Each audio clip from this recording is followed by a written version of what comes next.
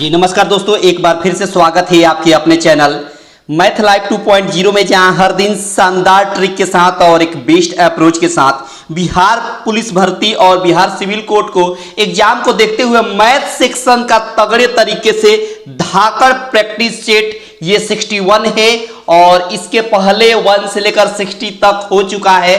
तगड़े तरीके से सिखाया गया है, उसको आप नहीं देखे होंगे तो उसका लिंक इस वीडियो के डिस्क्रिप्शन बॉक्स में लगा हुआ है, वहां से आप देख सकते हैं। नहीं तो प्लेलिस्ट बना हुआ है बिहार सिविल कोर्ट मैथ के नाम से, वहां से भी आप इजीली देख सकते हैं। बिल्कुल समस्या होने नहीं मैं दूंगा, बिल्कुल तगड़े तरीके से आपको सिखाया जाएगा इस चैनल पर। मैथ सेक्शन का तो धुआं धुआं कर देना है, बिल्कुल धुआं धुआं कर देंगे आप। बस बने रहिए, अंत तक देखिएगा।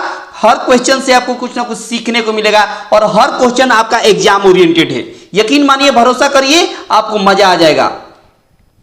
सेशन को स्टार्ट करने से पहले आपसे रिक्वेस्ट है कि सब लोग लाइक कर दे, ज्यादा से ज्यादा अपने दोस्तों के पास शेयर कर दे। चैनल पर पहली बार हैं, चैनल को सब्सक्राइब करके रखें ताकि आने वाले हर क्लास का नोटिफिकेशन आपको प्रॉपर रूप से मिलता रहेगा। और ये रहा आज का पहला सवाल। आप देखेंगे बखूबी कि कितना शानदार ट्रिक है और एक बेस्ट अप्रोच से हम लोग चटकाने वाले हैं।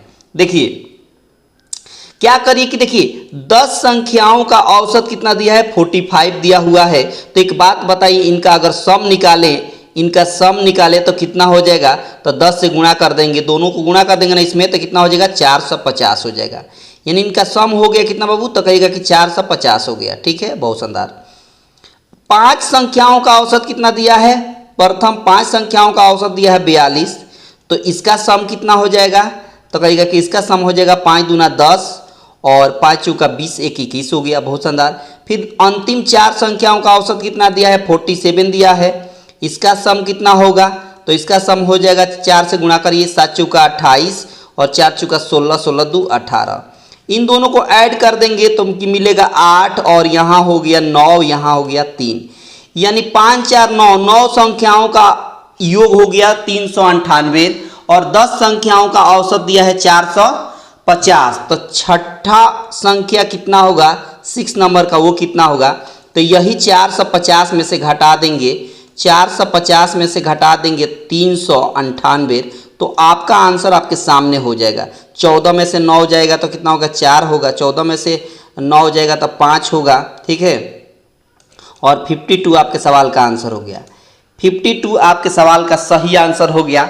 आई होप कि आपको बात समझ में आ गई। ऑप्शन ए हो गया, ऑप्शन ए आपके सवाल का सही आंसर हो गया और बखूबी आपने बेहतर तरीके से सीख भी गया होगा, सीख गए होंगे ना। बहुत शानदार। अगला सवाल देखिए कैसे चटकाएंगे। ये देखिए अगला सवाल भी बहुत ही प्यारा है, देखिए समझिएगा बात। अगला सवाल कहता है कि एक घनाकार कमरे में फर्श का क्षेत्रफल दिया है।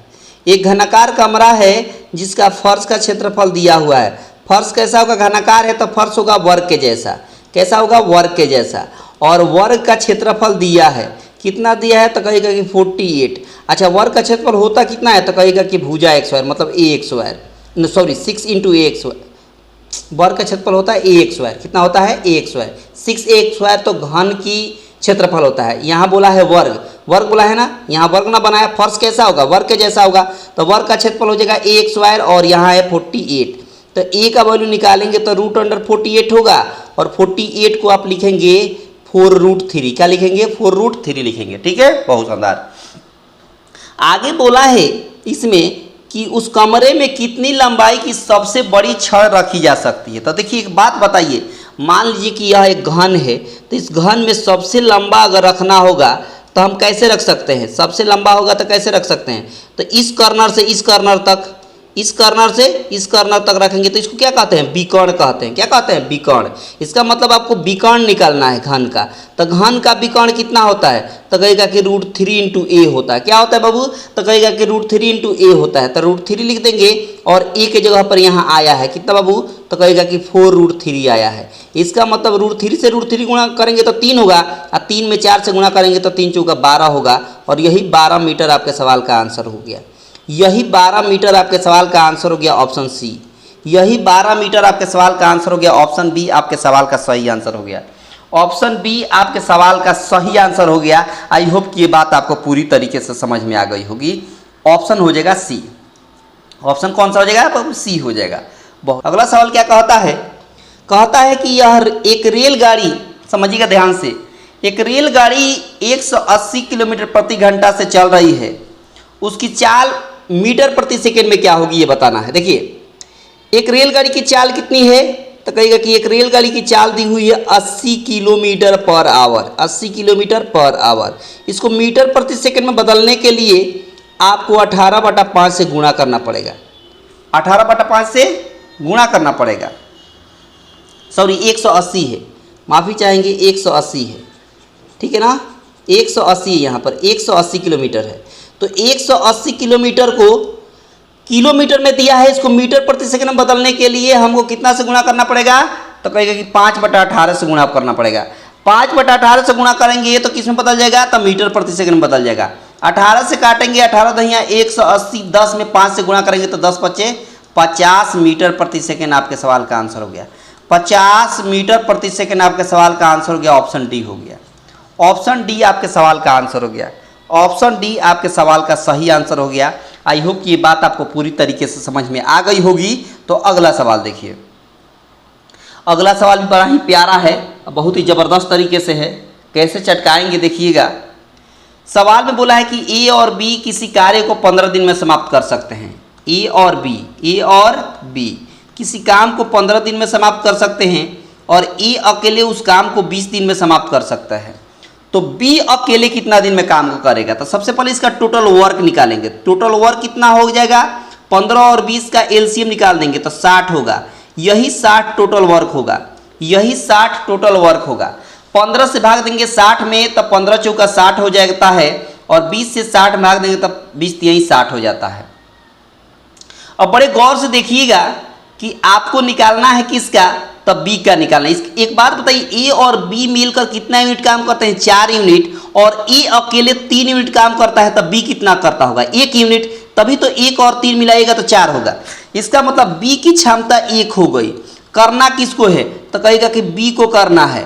टोटल काम कितना है, तो कहेगा टोटल काम है आपका 60, टोटल काम है 60। इसकी क्षमता कितनी है, 1 है, तो 1 क्षमता से करेगा तो कितना दिन में काम कंप्लीट हो जाएगा, तो कहेगा कि 60 दिन में काम कंप्लीट हो जाएगा, 60 दिन में काम कंप्लीट हो जाएगा। ऑप्शन सी हो गया। और एक कमाल का ट्रिक है, ये एक कमाल का ट्रिक है, आप देख सकते हैं कि कितना शानदार ट्रिक है चटकाने का।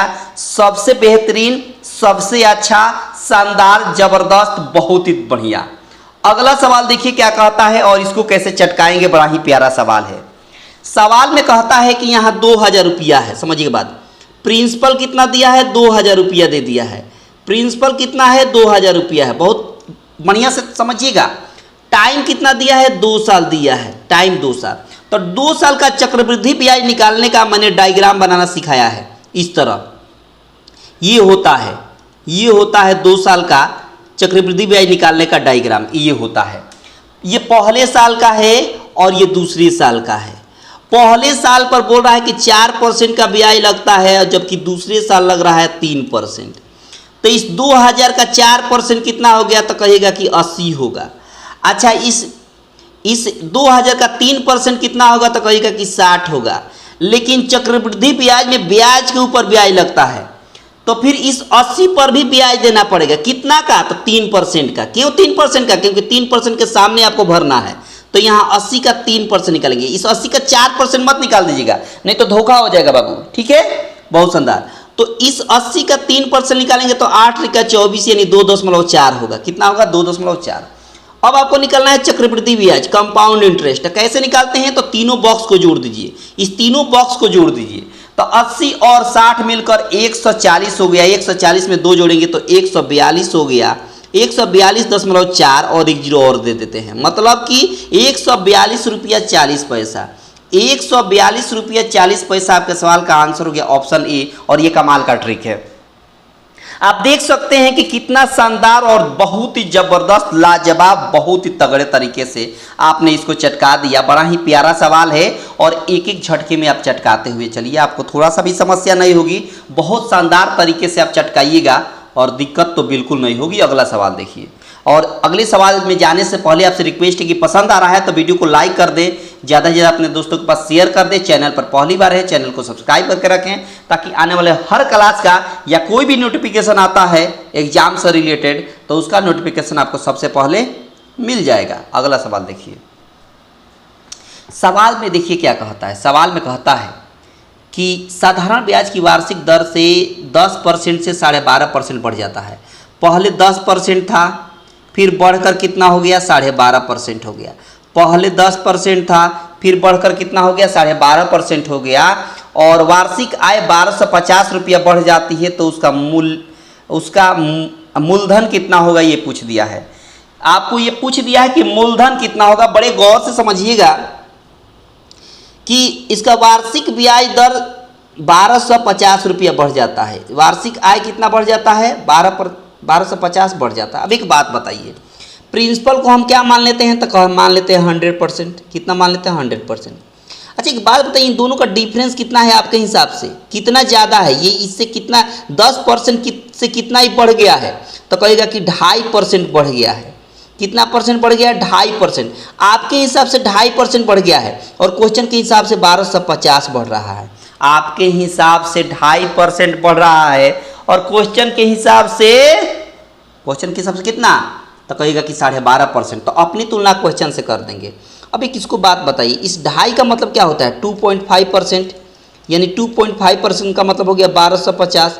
ये पॉइंट हटेगा तो यहाँ 0 आएगा, 25 से काटिएगा 25 25 125 और डबल 0 रहेगा, मतलब कि 1% का वैल्यू कितना हो गया, तो कहेगा कि 500। 1% का वैल्यू कितना हो गया, तो कहेगा कि 5% हो गया। ठीक है, जब 1% का वैल्यू 500, 1% का वैल्यू 500 तो 100% का वैल्यू कितना हो जाएगा, 100% का वैल्यू निकालिएगा तभी तो मूलधन निकलेगा। तो 100% का वैल्यू हो गया 50,000। कितना हो गया बाबू, तो कहेगा कि 50,000। और यही आपके सवाल का आंसर हो गया, यही आपके सवाल का आंसर हो गया, मतलब ऑप्शन हो गया ए। ऑप्शन कौन सा हो गया, ए हो गया। आई होप कि ये बात आपको पूरी तरीके से समझ में आ गई होगी। बड़ा ही शानदार ट्रिक है, बड़ा ही अद्भुत और तगड़े तरीके से आप देख पा रहे हैं, है ना। हर क्वेश्चन बड़ा ही महत्वपूर्ण है और सब एग्जाम ओरिएंटेड है।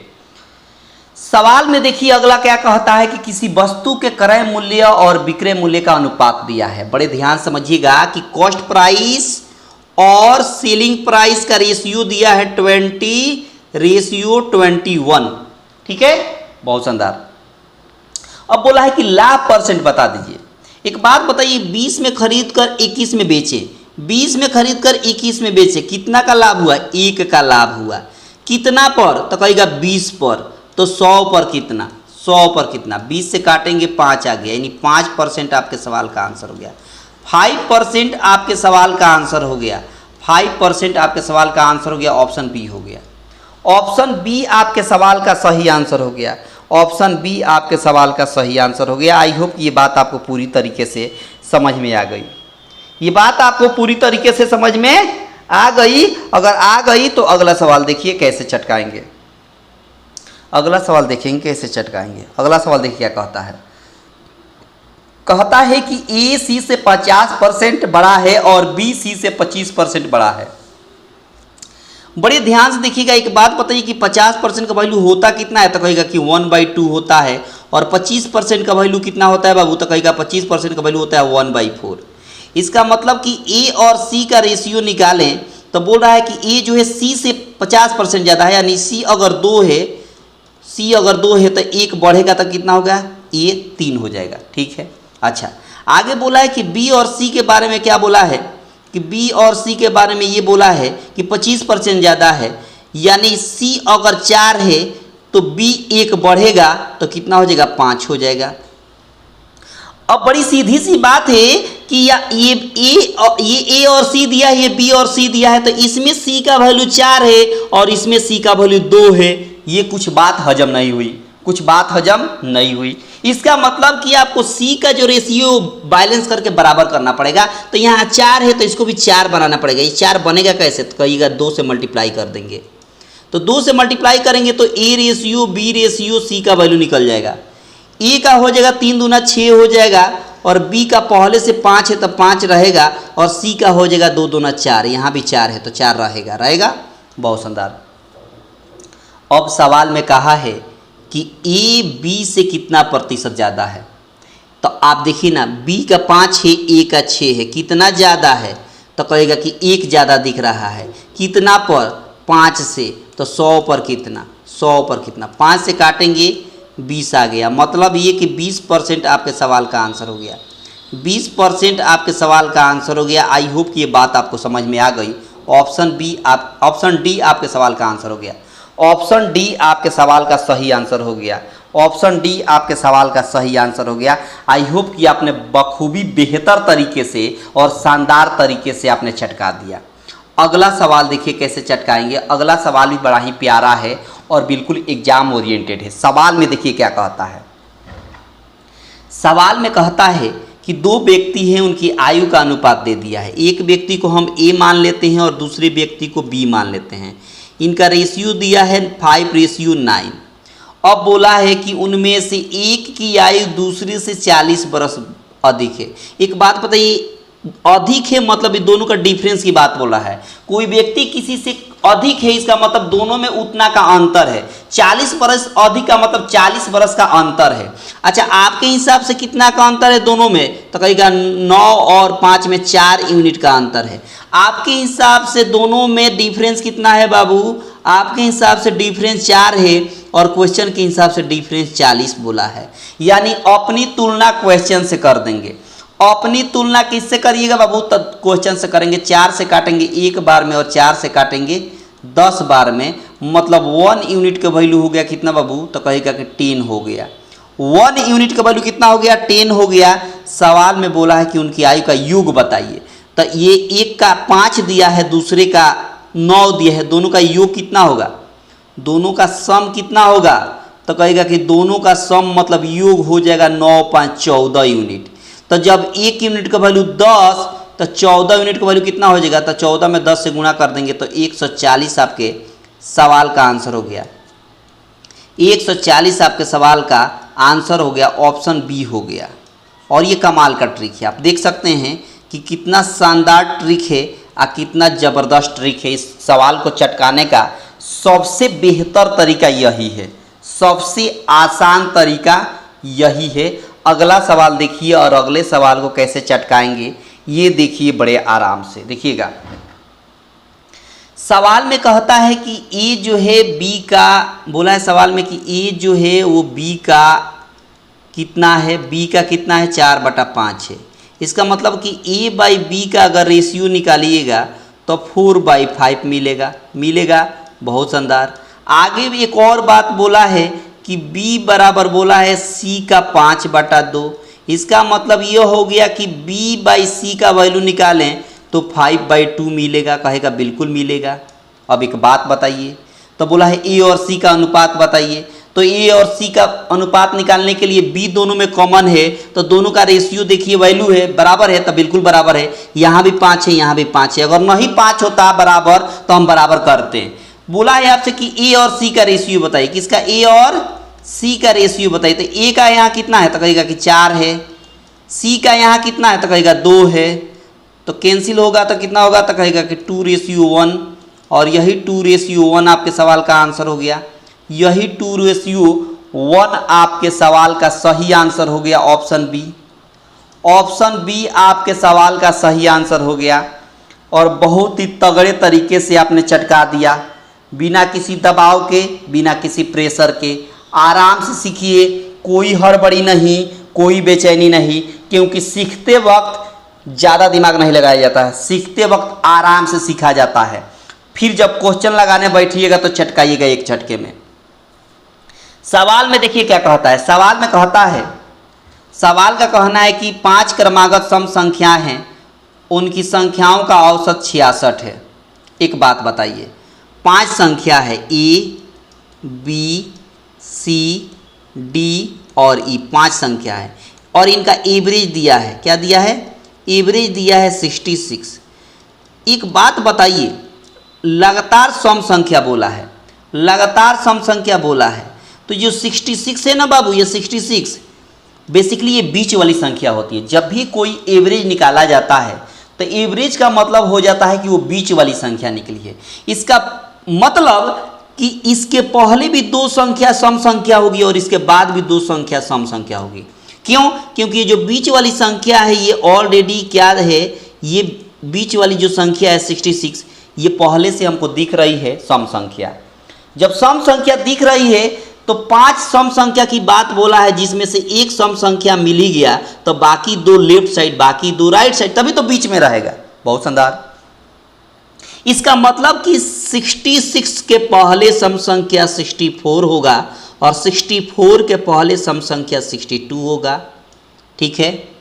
अच्छा, 66 के बाद सम संख्या 68 होगा और 68 के बाद सम संख्या 70 होगा। आई होप कि इतना बात आपको क्लियर हो गई।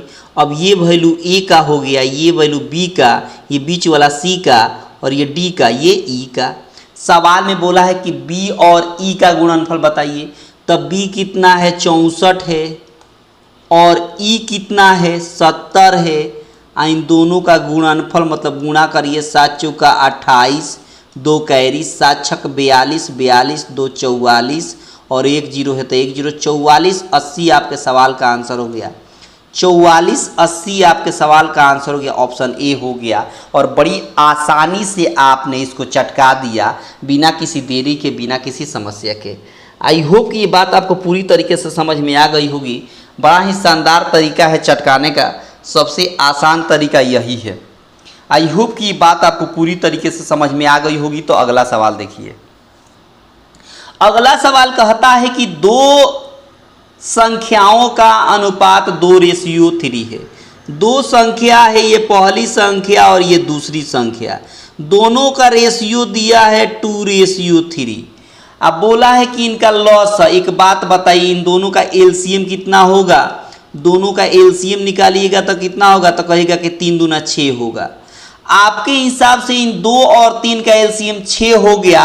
क्वेश्चन के हिसाब से एलसीएम बोला है 48। क्वेश्चन के हिसाब से एलसीएम बोला है 48, यानी अपनी तुलना क्वेश्चन से कर देंगे। 6 से काटेंगे एक बार में, 6 से काटेंगे 8 बार में, मतलब 1 यूनिट का वैल्यू हो गया 8। सवाल में बोला है कि उनका योग बताइए। तो 2 और 3 का योग कितना होगा? योग निकालिएगा तो कितना होगा? तो कहेगा 3 और 2 मिलकर 5 यूनिट। तो जब 1 यूनिट का वैल्यू 8 तो 5 यूनिट का वैल्यू कितना हो जाएगा? 8 से गुणा कर देंगे तो 8 5 40 हो गया। और यही 40 आपके सवाल का आंसर हो गया। यही 40 आपके सवाल का आंसर हो गया, ऑप्शन सी।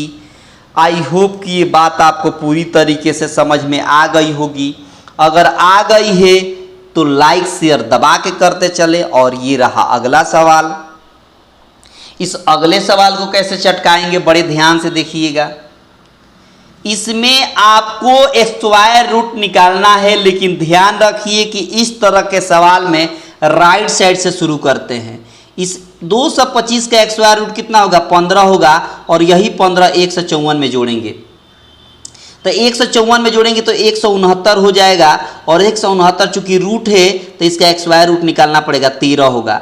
स्क्वायर रूट कितना होगा? 13 होगा। यही 13 इस 108 में जोड़ेंगे, 108 में 13 जोड़ेंगे तो 121 होगा। और यही 121 का स्क्वायर रूट निकालेंगे तो 11 होगा। वही 11 इस 25 में जोड़ेंगे, 25 में 11 जोड़ेंगे तो 36 हो गया। लेकिन चूंकि रूट यहाँ भी है तो रूट निकालना पड़ेगा। तो 36 का स्क्वायर रूट 6 हो गया। 6 को ले जाकर इस 10 में जोड़ेंगे तो 10 और 6 हो गया 16। और 16 चूंकि रूट है तो इसमें भी रूट रहेगा। तो 10 और 6 कितना हो गया? 16। और 16 का स्क्वायर रूट 4, ये 4 हो गया ऊपर का। कितना हो गया? ऊपर का। लेकिन नीचे बोला है कि 8 का क्यूब रूट निकालना है। तो 8 का क्यूब रूट कितना होता है? 2 होता है। तो 2 से भाग देंगे 4 में तो कितना हो गया? 2 हो गया। और यही 2 आपके सवाल का आंसर हो गया। यही 2 आपके सवाल का आंसर हो गया, ऑप्शन बी हो गया। ऑप्शन बी आपके सवाल का सही आंसर हो गया। ऑप्शन बी आपके सवाल का सही आंसर हो गया। आई होप कि ये बात आपको पूरी तरीके से समझ में आ गई होगी। आ गई है ना? बहुत शानदार। अगला सवाल देखिए कैसे चटकाएंगे, और बड़ा ही प्यारा सवाल है। देखिएगा चटकाने का तरीका क्या बोला है, देखिएगा 2.13 पर रेकरिंग है, बिल्कुल है। फिर प्लस बोला है 4.24 पर भी यहाँ बार दिया हुआ है, प्लस 5.37 पर भी बार है, और प्लस 6.68 पर भी क्या है बाबू बार है। ठीक है, बहुत शानदार। सबसे पहले दशमलव के पहले वाले अंक को एक साथ जोड़ लेते हैं तो 2 4 6, 6 और 5 11, 11 और 6 कितना हो गया बाबू 17 हो गया। बहुत शानदार।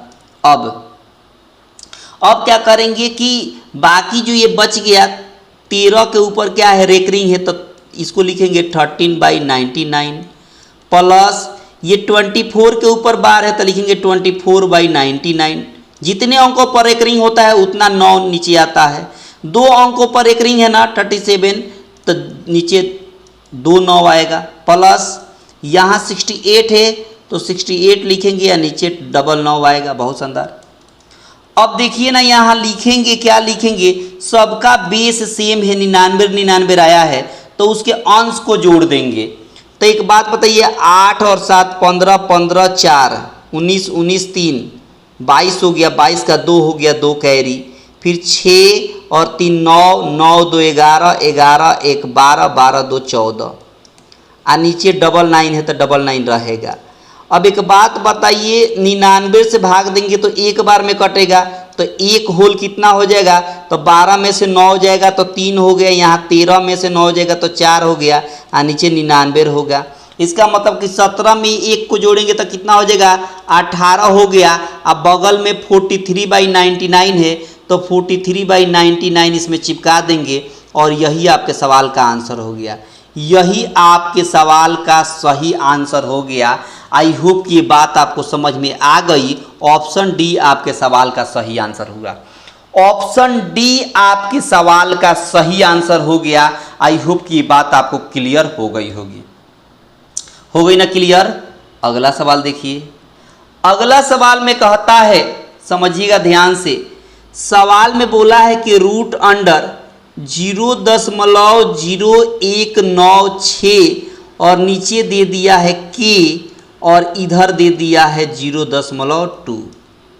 अब एक बात बताइए ये दशमलव हटेगा तो नीचे 1000 होगा, 1 2 3 4 10,000 हो जाएगा, 10,000 हो जाएगा। बहुत शानदार। अच्छा ये दशमलव हटेगा तो नीचे 10 होगा, 1 0 से 1 0 मार दिया, मतलब यहाँ 196 हो गया और 196 का स्क्वायर रूट होता है 14। ठीक है, बराबर में हो जाएगा कि के से गुणा होगा 2 में और 1000 से भी गुणा होगा 2 में, तो 2 में 1000 से गुणा करेंगे तो 2000 हो गया के, 2000 क्या हो जाएगा के।